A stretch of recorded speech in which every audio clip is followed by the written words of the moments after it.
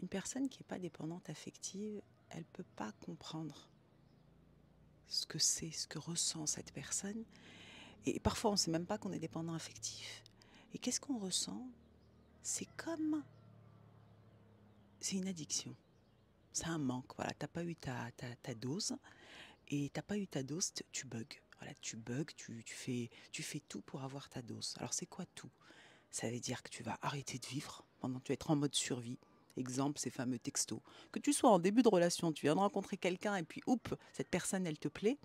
Et tu es là dans l'attente d'un signe, ou peut-être tu as écrit, combien de temps il a répondu, il n'a pas répondu.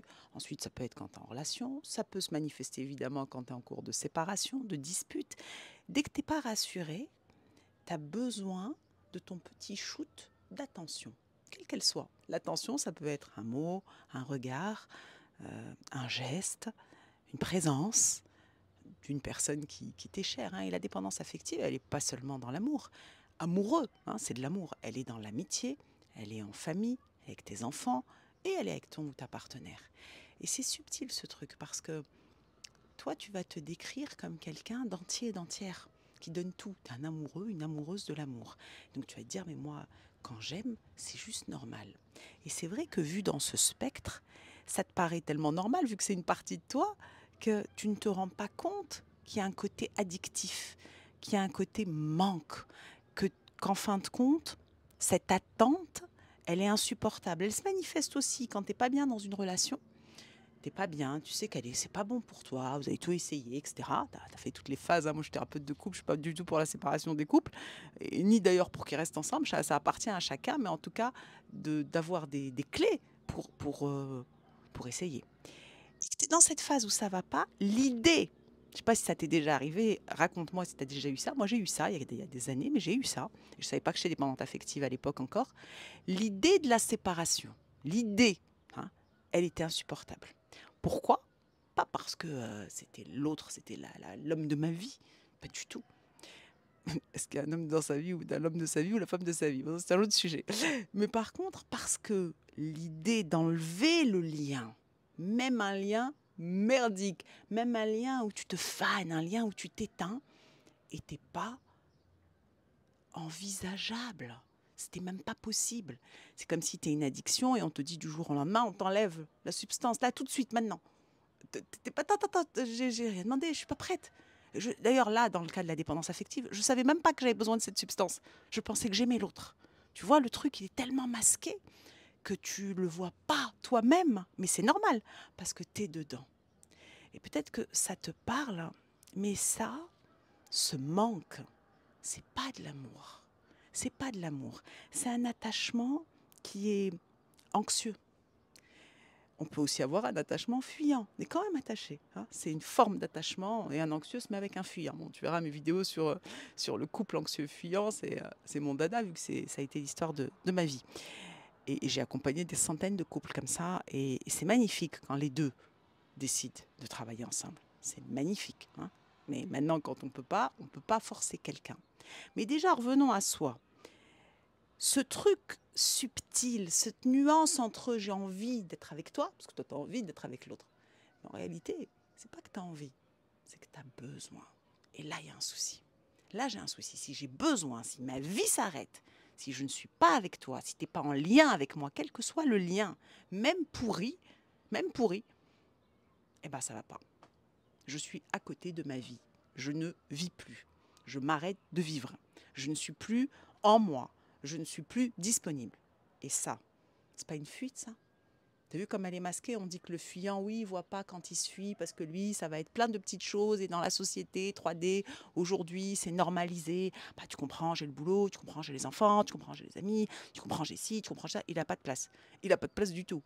Et il n'a pas de place, mais il voit pas qu'il n'a pas de place. C'est-à-dire que pour lui, c'est normal. Je peux pas faire autrement. Ou je peux pas donner plus. Ça, c'est une fuite. Mais je peux pas donner plus parce qu'en fait, j'ai la trouille. J'ai la trouille d'aimer.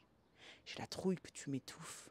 J'ai la trouille parce que je t'aime tellement que si je vais te le montrer, si je vais te donner de la place, et si tu me laisses et que je souffre après, c'est pas possible. Donc le fuyant, il se fuit comme ça. L'anxieux, il se fuit en donnant la clé de sa vie à l'autre, quel qu'il soit.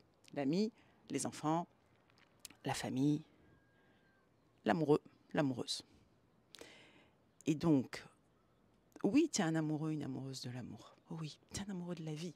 Tu as une lumière extraordinaire. Le seul problème, c'est que cette lumière, en fait, tu donnes l'interrupteur à l'autre. Le on-off, il dépend de l'autre. Et si cette même lumière, si tu as pris conscience que c'est un manque, que c'est pas de l'amour, ça ne veut pas dire que tu n'aimes pas l'autre, hein, mais ça veut dire que ce qui l'emporte, c'est pas je t'aime et je te donne sans attendre. Je partage avec toi pas parce que j'attends que tu me rendes, c'est pas parce que j'ai besoin que tu m'aimes que je t'aime. Tu verras d'autres vidéos là-dessus ou dans mes programmes Sortir de la dépendance affective, on y va, on plonge pour aller guérir ça. Mais c'est par contre, j'ai perdu mon fil. Euh, donc c'est pas, je sais plus ce que je disais. En tout cas, c'est pas.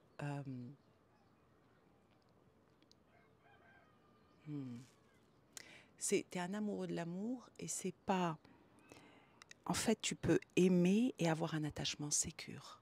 Tu peux aller justement mettre l'interrupteur. Alors, on parlait d'interrupteur. Tu l'allumes toi, le on. Et on n'est pas toujours on. On n'est pas toujours lumineux, zen, présent, en lien. Évidemment, on est humain. On est en train d'apprendre à revenir au max.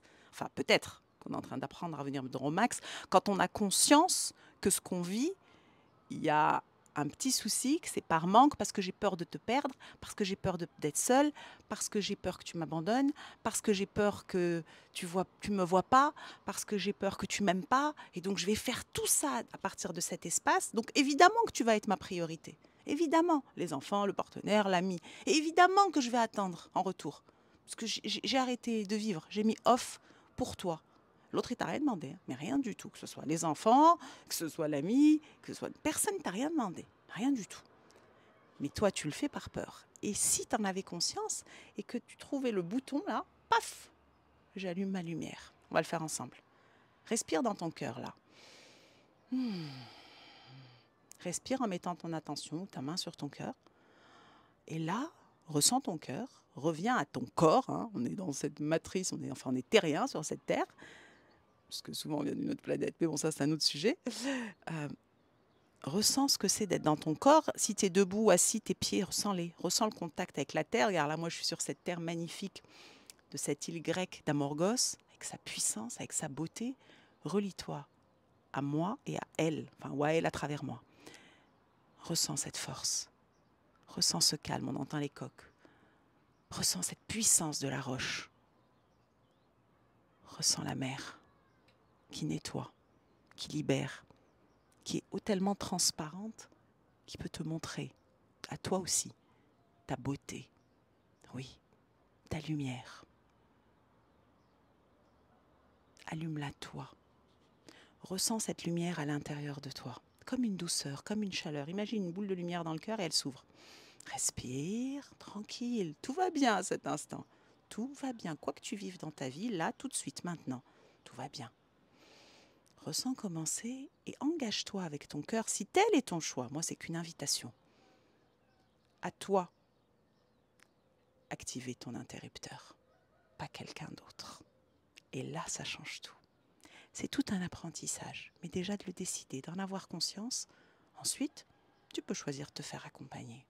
Mais d'abord, sans ça, tu vas courir et rejouer des cycles et des cycles et des cycles de cette fichue blessure de rejet et d'abandon.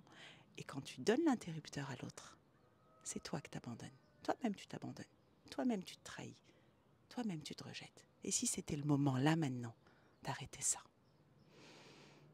Moi, ça a transformé ma vie. Et c'est pour ça que je te partage ces vidéos. Je suis thérapeute depuis 14 ans. J'ai mis des années avant de voir que j'étais moi-même dépendante affective.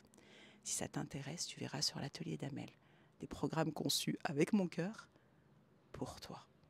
Pour que toi-même, tu allumes ta lumière, tu la vois et tu vives ta vraie vie. Et tu transformes ta vie affective et ta vie. Je t'aime et je nous aime.